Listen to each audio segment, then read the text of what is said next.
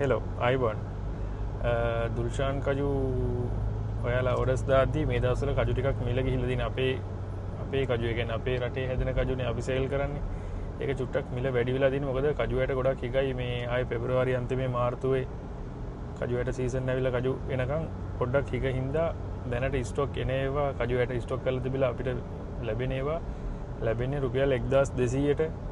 එතන ඒ විදිහේ 1170ට 1200 වගේ හම්බෙන්නේ. එතකොට සාමාන්‍ය ඒ එහෙම කජුවට අරන් කපද්දි මේ දවස්වල මද කිලෝ එක 6200ක් 6300ක් විතර කොස්ට් වෙනවා.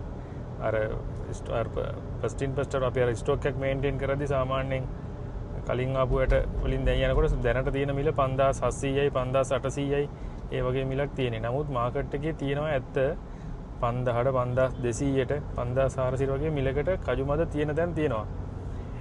අර මොනවා හරි කජු ඒ කියන්නේ ගණන් අඩුවට මොනවා හරි කජු හොයන කට්ටියට එහෙම ගත්තට කමන්නේ නැහැ ඒ වගේ තැන් වලින්. ඒක ලංකා කජු නෙමෙයි. මොකද දැනට තියෙන අද මේ තියෙන කජු වලට මිලත් එක්ක ලංකා කජු මද ඒ ගානට දෙන්න බෑ. ඒකයි මේ ප්‍රශ්නේ. ඒ කියන්නේ සමහර අය කතා කරලා කියනවා අතන මෙහෙම අඩුවට තියෙනවනේ. ඇයි ඔයාලයි ගණන් වැඩි කියලා. ගණන් වැඩි වෙන්න හේතුව එහෙමයි. සමහර අය දැන් ඔය ගොඩක් කොළඹට එන කජු තියෙන තැන් තියෙනවා මේ කලවම් කරලා එනවා. ලංකාවේ කජු 150කට අරව පිටරටින් එන ඒවා කලවම් කරනවා. දැන් රුපියල් අරව මම ලංකාවට එන්නේ 4800ට 5000ට. ඒකේ වෙනසයි මේකේ වෙනසයි ගොඩක් කියන්නේ. කජු පරිභෝජනය කරන කට්ටිය දන්නවා කිසි රසයක් නැහැ. ගොයි කියන්නේ ඒවා රසයක් නැති වෙන ගොඩාක් කාල කියන්නේ ප්‍රොසෙස් කරලා ලොකු කාලයක් තිබිලා තමයි මෙහෙට එන්නේ. ඒතකොට රහය එහෙම ලොකු වෙනසක් තියෙනවා. සාමාන්‍ය අපි කජු ප්‍රොසෙස් කරන්නේ සාමාන්‍ය කජු ගැන දන්න ඒ කියන්නේ අර කජු කාපුවාම ඒකේ රස දන්න පර්සනල් කජු ටිකක් ගන්න එහෙම ඒ කියන්නේ ඒ වගේ කස්ටමර්ස්ලා තමයි අපිට ඉන්නේ. ඒ කට්ටියට දැනගන්න තමයි මම කියන්නේ ඒක අතන තියෙන ප්‍රශ්නේ ඒකයි. දැනට තියෙන කජුවට මිලත් එක්ක අඩුවට අපිට දෙන්න බෑ. මේ දෙන්න විදිහක් නැහැ. එහෙම අඩුවට තියෙන තැන් තියෙන්නේ අර කතාව විදිහ තමයි. ඒ කියන්නේ පිටරටින් එන කජු මද තියෙනවා. දැනට ලංකාවට 4800 5000ට 5200ට මද එනවා.